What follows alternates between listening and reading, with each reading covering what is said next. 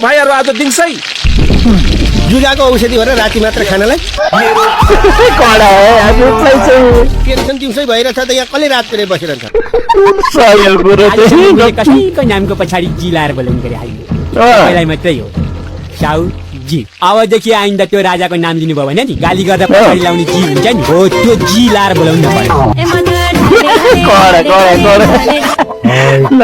धेरै पछाडि आफ्नै बुढी देख्दा पनि जिउै सिरिङ्ग हुँदो रहेछ हौ बीचमा अचानक फ्याट क्या हो गया छोड्नु छ जस्तो मलाई एकछिन कतार जानेलाई त हतार छैन कतार जानेलाई हतार छैन